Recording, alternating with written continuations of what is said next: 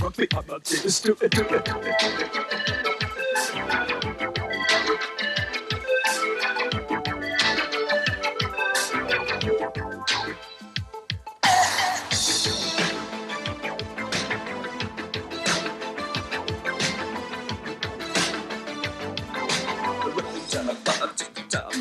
Er war ein Punker unterrichtet in der großen Stadt. Es war in Wien, war Vienna, wo alles tat. Hatte Schulden, denn trank, doch ihn liebten alle Frauen. Und jede rief, na kann man Rock me Amadeus. War Superstar, war populär, war so exaltiert, because hatte Flair. Hi everyone, I'm Piper, this is my dad, and this is a very special episode of Piper's Notes.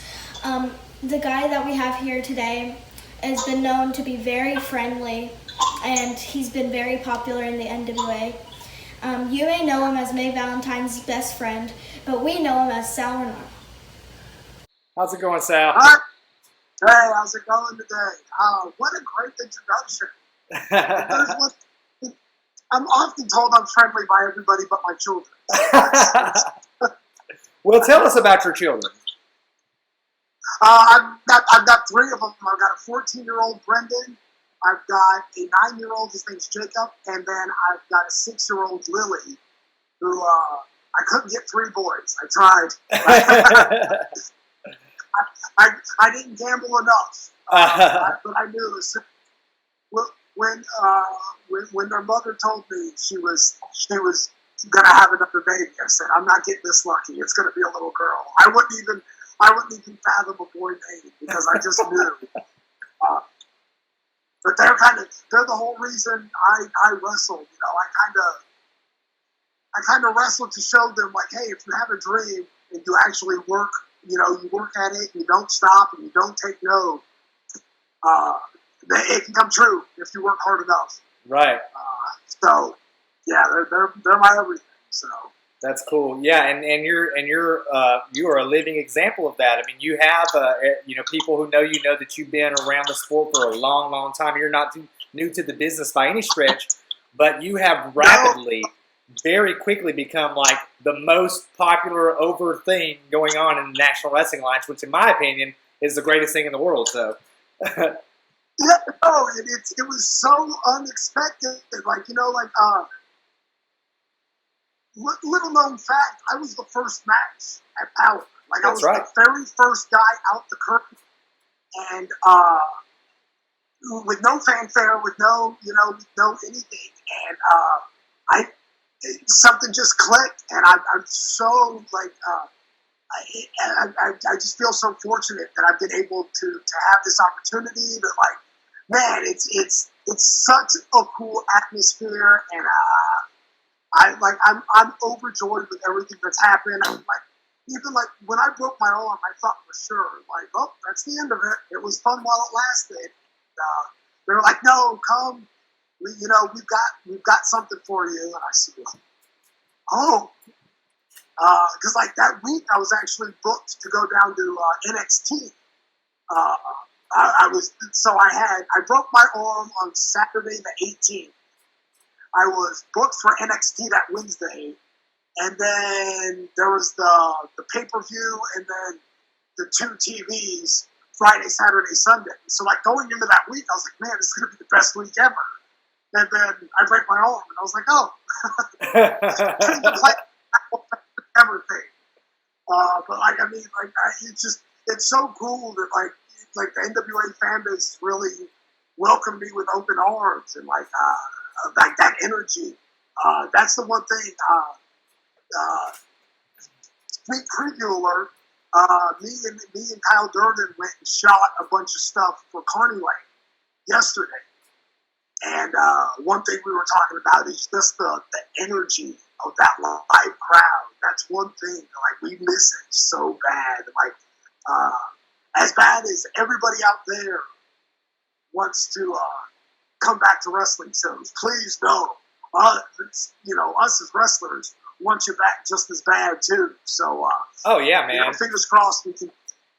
And they've been. I mean, the wrestlers have been heroes. You had a bunch of them that are out there producing content to sustain the wrestling community, you know, the NWA fan base. And then the NWA fan base, unlike any other fan base out there, is vibrant. And they're out there making their content, putting stuff out, from the Masked Band to Piper here to Adam Rotella to, you know, all these guys are putting stuff out that it's just amazing. And I feel like even though we miss Power a lot, I don't feel like there's been any dip in the NWA. It's been sustained. And but you know, I'm a dad too, like you are. I've got 4 kids, and I know that all 4 kids in my house are different. They all have different personalities. That's something to be celebrated. So how do your kids react to you coming home, being this now really over very popular guy that's got a bit of celebrity status now? What's their reaction to all that? Well, it's almost funny because, especially, like I said, Jacob's the hardcore wrestling fan. Like, that's my. But now that I'm getting more publicity, I kind of have to shift my time a little more. He doesn't like it as much. He doesn't have as much time to beat me up. Other people are beating me up. But it's funny. Jacob and I went to the AEW show in Phillips. I guess in February, beginning of March. That was the cage match. Yes. It was, which was awesome. Yeah. And Jacob was almost overwhelmed by the number of people that recognized me. Like, I still don't think they understand the broad spectrum of all the people and all the things that, like, I'm recognized through. So it's still kind of new to them, and you know, they're still figuring the bubble out. Come on in. This is Jacob right here, right? What do you need to ask me? I found a spider in the middle of the classroom. Stuck in my window. I'm not sure if that's from my room or came from the outside. It's okay. No spiders are going to get you with this one. Yeah. That's awesome. As long as they have me a couple hours a day to beat me up, they're happy either way. But yeah, they don't. I actually just read an article about Michael Jordan's daughter had to Google why people recognized her dad. Yeah. Because he's been in such, not a tight bubble, but you know, he kind of just kept them separated from all the noise. Protecting their childhood, letting them grow up and everything. Absolutely. From the outside looking in, like, who doesn't know Michael Jordan? Of course, right. Your dad's famous because he's, you know, one of the greatest basketball players ever. I'm partial. I'm a Lakers fan, so I'll always say Magic Johnson is the greatest basketball player of all time. I never saw Michael Jordan jump center in the NBA Finals, but that's neither here nor there. But like, my children are kind of the same way, where they're kind of in our own little bubble, and they don't really have a grasp of the broad spectrum yet. But I'm pretty sure one day down the road, I think it'll kind of click. Like, well, wait. So let me ask you this: kind of did something. How you mentioned being a Lakers fan? How are you? You live in Georgia now. Are you originally from Georgia? And how did you become? Go ahead. Yeah, no. I was I get introduced from California, but that's the genesis of that is from. I was born and raised in Los Angeles. Okay. Los Angeles area. I lived there from.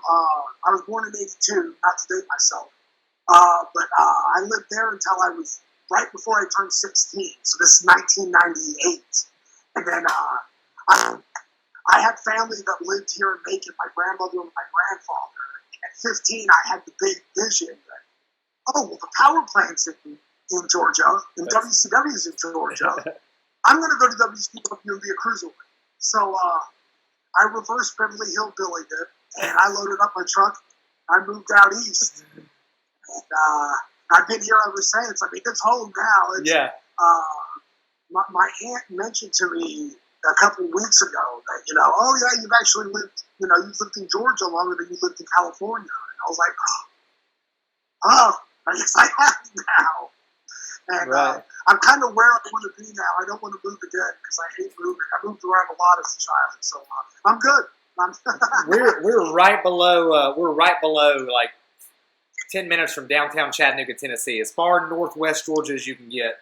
But we are big. You know, we're Braves fans, Atlanta Hawks fans, Falcons fans, Bulldogs fans. But we also have a lot of respect for the New York teams because Piper loves New York. We take her to New York to go to see Broadway musicals, and then she has a passion. We're a big baseball family too. So she loves the Dodgers because of Jackie Robinson. So I imagine you're probably a Dodgers fan, and that is Piper's second favorite team. I guess second or third next to.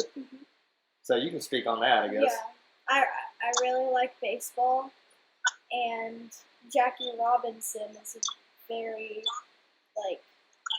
huge name in baseball, and so that's why I really love the Dodgers.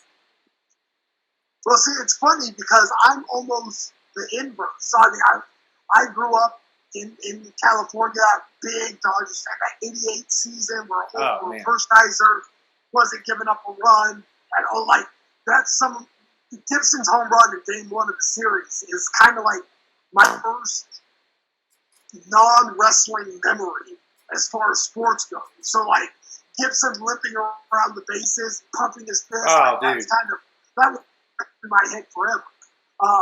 And so I just kind of always was a Dodgers fan.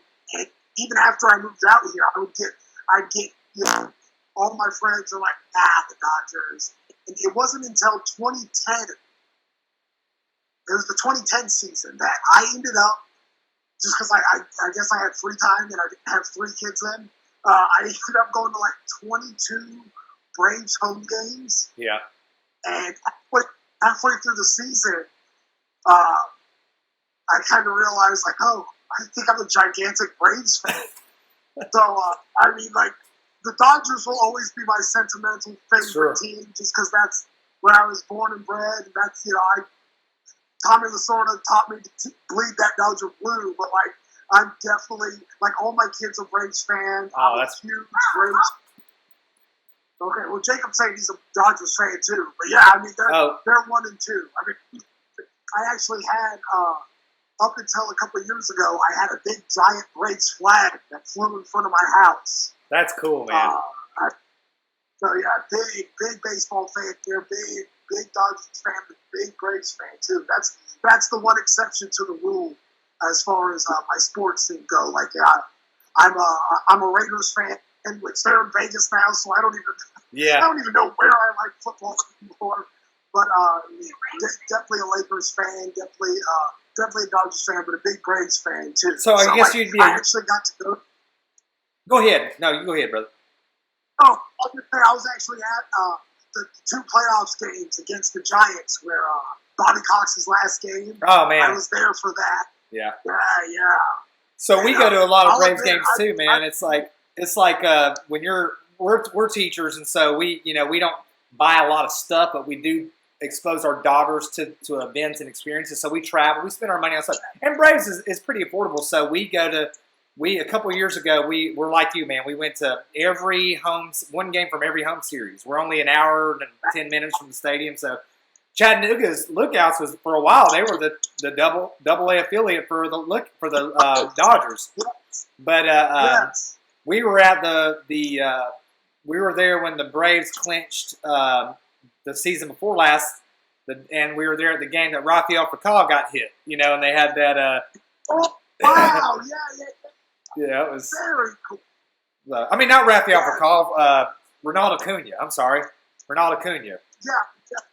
Yeah, by that Marlins pitcher, man. But anyway, hey, well, we wanted to bring you on, and a lot of what we do is we like to talk rock and roll, man. We love music. We think there's a lot of common threads between music and the spectacle of it and the sport of professional wrestling, the greatest sport in the world. And Piper and I were sitting here thinking about. Man, what can we do? Because we sit here and we do deliberate. We don't just pick a random video. We try to match up a video that will fit the personality that we might get a good reaction from, like we did the Lamb of God episode with Adam Martello. It was hilarious because he, I told him it was bluegrass music, but I also told him not to trust me. His reaction was priceless, man. But so we're sitting here thinking, it's like, man, Sal's got just that. His look is just so David Lee Roth, man. This is the David Lee Roth of wrestling. So, you know, I didn't want to do Too Hot for Teacher because I didn't think that was appropriate for Piper, but I thought Panama would be cool, man. Yeah, no, it's funny because back in the day, I was kind of this will date me a little bit, Piper. So just bear with me on the technology. But I was in charge of making the mix CDs for road trips. And for for all you children out there that didn't know, we used to have to put music on CDs on compact discs. We didn't just have them at our leisure. But I was in charge, and I was put in charge because I always had such a wide range of music that I liked. So, I mean, I would burn a CD that would go from DMX to Billy Ray Cyrus to Prince to NSYNC to, Sugar Hill Gang to you name it, like I'm not a fan of one style of music. I definitely run the gambit. One of the things, like Xavier Woods and I are really good friends, and one of the things that brought us together is our fan of acapella. So we, it's fun to think about it now, but like in 2008, if you happen to be driving by the two of us would be rocking out in a car, and it's acapella doing the Rocky thing. That's great, and we man. got the windows kept, we're definitely in our element, just rocking out. I can only imagine what the people in the car next to us are thinking. Like, these idiots doing it. But, like I said, I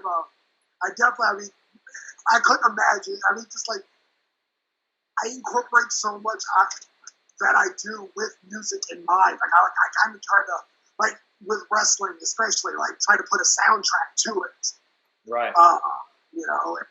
I get made fun of at the gym all the time because I go to the gym, it's almost like I'm on my way to the ring where by the time I get into the door, I got my headphones on and I'm in my own world. So if you see me at the gym in between sets, I'm singing along and I'm dancing along.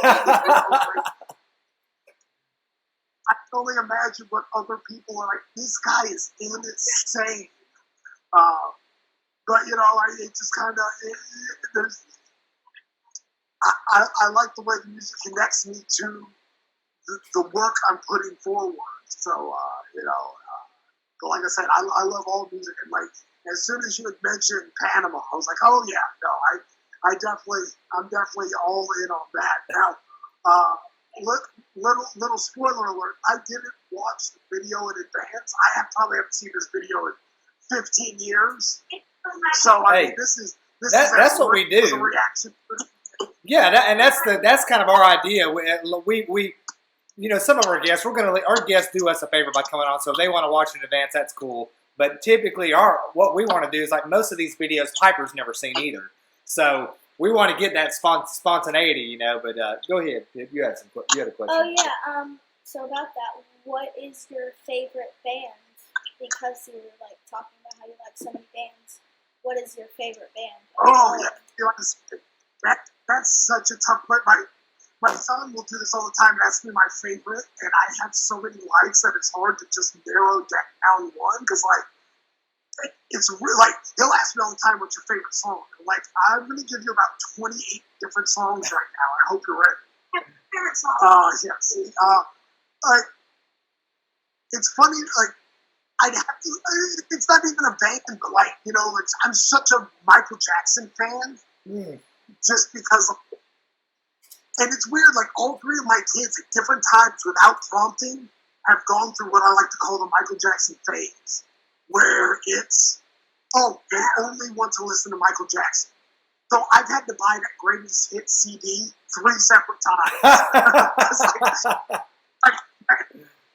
And I, it served its purpose. It got scratched up because, we wore it out. It went from car to car, in his room and out of his room.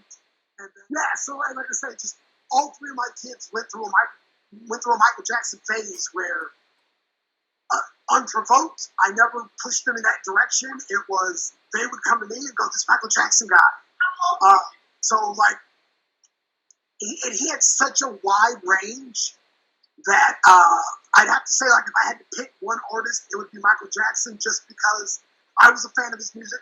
And then all three, the sentimentalness of it with all three of my kids having that Michael Jackson phase, I can always go back to it. So I'd have to say, if I had one tippy top favorite, it'd be Michael Jackson. Hello, man. That's perfect, man. Family's everything, brother. Family's everything. It's everything else pills. So. Yeah. Absolutely. No, I'll say it before I'll say it again. They're the reason. They're the only reason I keep going. You know, just if I can be a positive influence on them,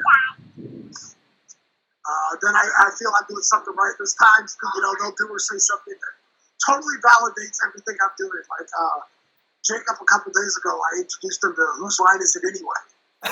And just the way he was cackling, Joe, I was like, yeah, I think I'm nailing this parenting thing. That's right, man. That's good stuff, brother. Well, let's watch this. Let's watch this video. We're gonna do a 3, 2, 1 countdown, and yeah. You got your headphones, baby? All right. You ready? Okay. You ready, Sal, on your end? I'm ready whenever you are. 3, 2, 1, and go.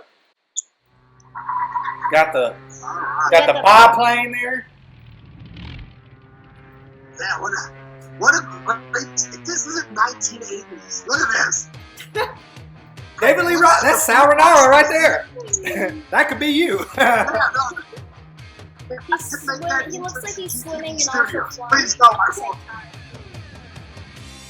The fashion sense too, man. We were talking with Zicky Dicey the other day. It's like, man, when we get back, I'm taking hints from this kind of fashion. Oh, 100%. There's nothing better than 80s and early 90s fashion. That's just like me. That's what I grew up on. You can't have a bad time with clothes. Nah, man. And David Lee Roth, man, this Joker epitomized. I mean, you think like him and Tommy Lee, they epitomized, you know, rock and roll bad boys. Look at that big hair, too. I know. If I had enough hair left, I think I would try to bring back the big hair look, but it's slowly going the other way. Now you grew up in California. Did you what kind of? Why are they always flying? What's that now? They're just flying. Like I'm just gonna fly. They're flying as an option. These guys got the Rock and Roll Express bandanas on and everything. This is the one thing I've learned from Rock and Roll Express. You can never have enough bandanas. Never, man.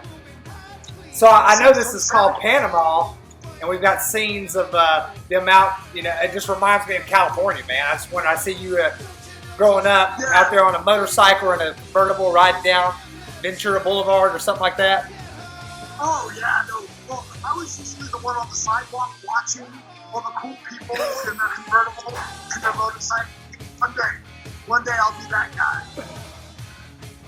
Look, I mean, they've got the Run DMC hip hop look on the side there, and while David Lee Roth has got the Ric Flair robe on. This is great. I'm gonna tell you too, Van Halen, man, they were like, for a hard rock band, they were like a very uplifting band, man. This is like why we picked them for you. They were always so funny and positive and everything, happy. Absolutely. No, there's a pop element to it before pop was even like a cheerleader. I don't want to be a You don't want to be a cheerleader? Good, please. Don't ever be a cheerleader. Nothing, no shade on cheerleaders. No, I just. My daughter actually was showing it. My youngest son Jake is He wants to do he's really into football now, and my daughter's been talking about cheerleading. And I said, well, let's baby step this thing. Maybe give Jacob one more season in football and see if I can start. I am I'm the athletic director at my school, and one of my most important people in my life is our head cheerleading coach, Abby Bates, and she is an amazing athlete, and the way she runs, cheerleading is a legitimate sport. That's kind of the recurring theme here, man. That started out with a plane, and now they're flying, being suspended. This storytelling, man. Dude. Oh, that was great. I like that video. It was just a little weird. If that doesn't just get you up and going, I don't think anything on this planet could. Their tunes are timeless. It's like going to Might As Well Jump or Jump.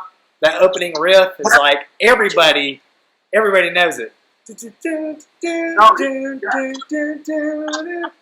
So epic. And we actually looked at doing that one with you, but the video was sort of nondescript. It was pretty much just a concert performance turned into a video, which a lot of those were back in those days. Yeah, no zip line, so right. I have a few questions for you. So, I love theater, theater. Yeah, so we went to see a lot of Broadway shows in New York. And so, have you seen any Broadway shows? And if you have, do you have a favorite? Or well, so I got snowed in New York. This was 2006, I think, February 2006. I got snowed in for 4 days in New York. And I thought for sure I was going to be able to line up some Broadway tickets. It just didn't happen. That's kind of a bucket list thing. But the Little Theater, I live near Macon, and the Macon Little Theater does summer. Every summer they have different things for the children. And my eldest son did the Macon Little Theater for 6 years in a row. Someone would go and I've tried to talk Jacob into doing it. I think Lily might do it.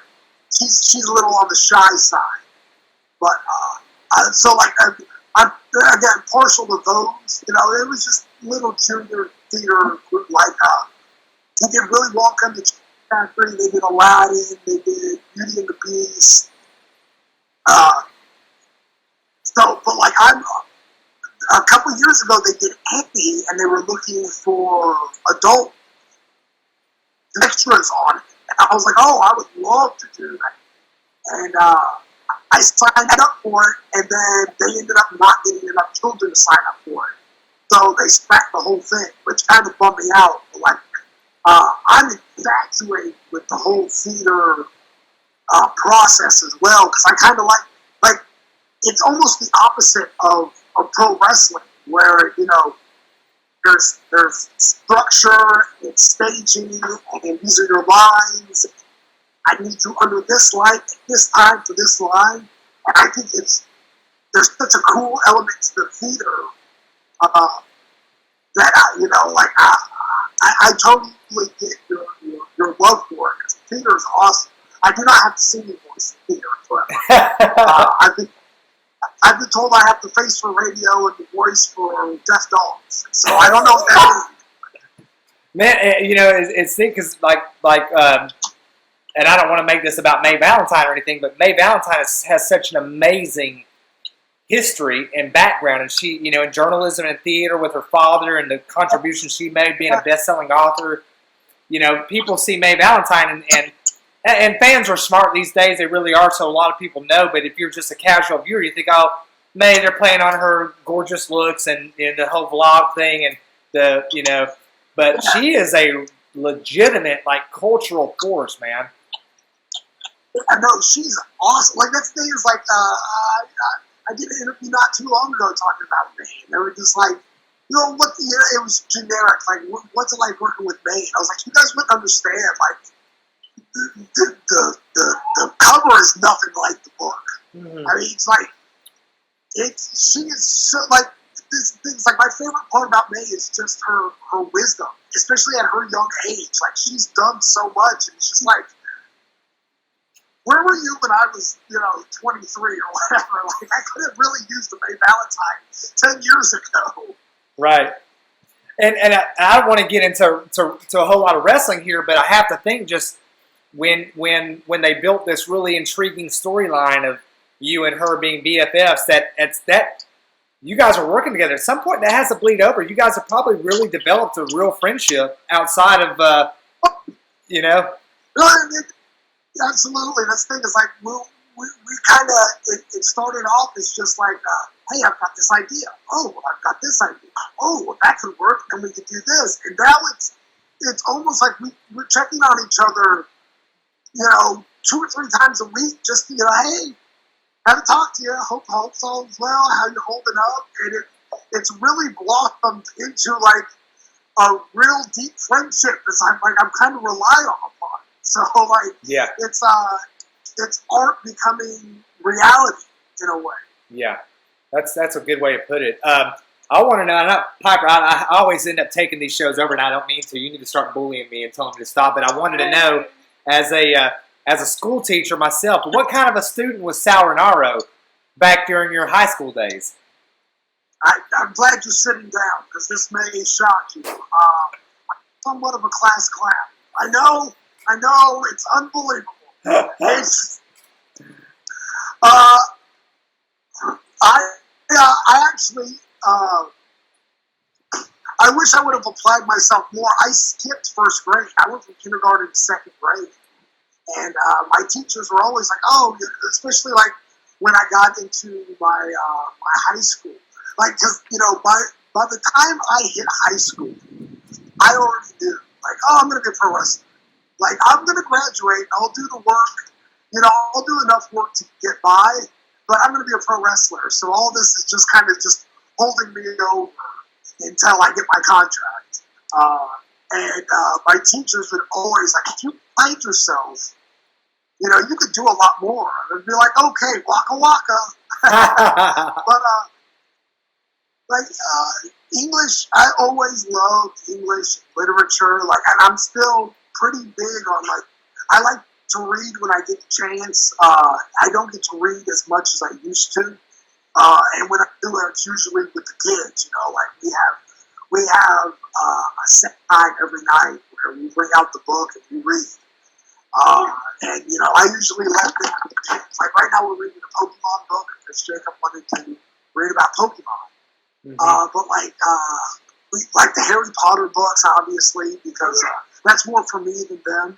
I love the Harry Potter series, which circling back, when they announced the Cursed Child, I was still like, I gotta go see the Cursed Child. I still really want to see that. And Wicked too.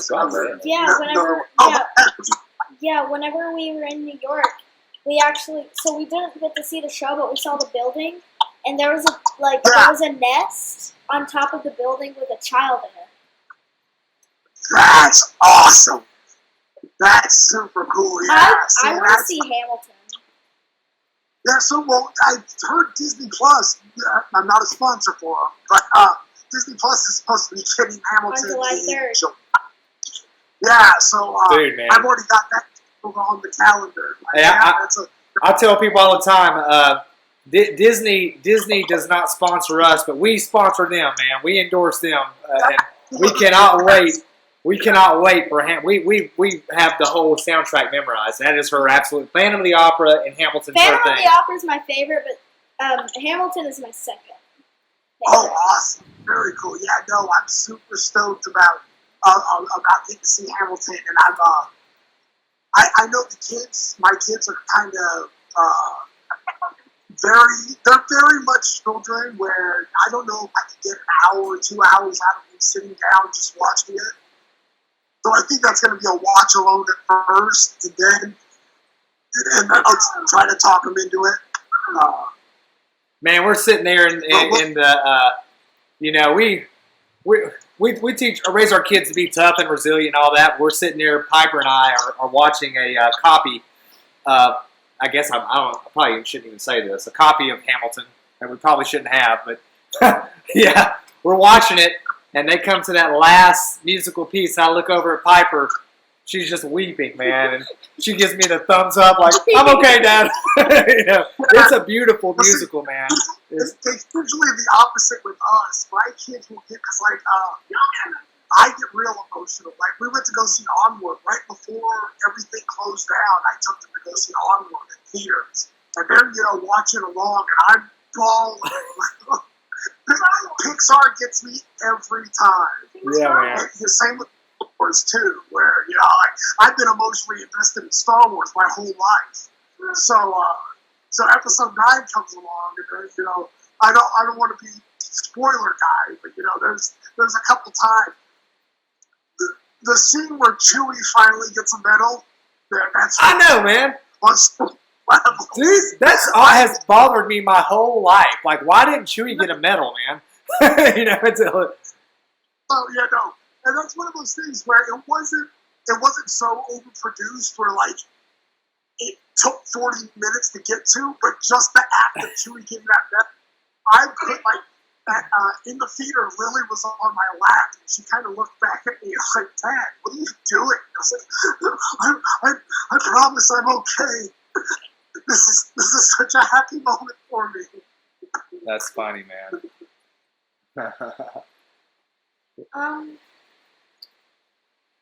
Oh yeah. Do you have a guilty pleasure in music? Oh, like I said, that's my music. So I'll say this only because I've literally listened to it probably 4 days in a row now. There's a song by NSYNC called "Girlfriend" with there's a remix with Nelly. A couple days ago, I was rocking out Prince. It was "I Would Die for You" by Prince. I was rocking out to it, and I don't know why, but somewhere in there, the light bulb clicked, and I was like, "Man, I haven't listened to "Girlfriend" by NSYNC in forever."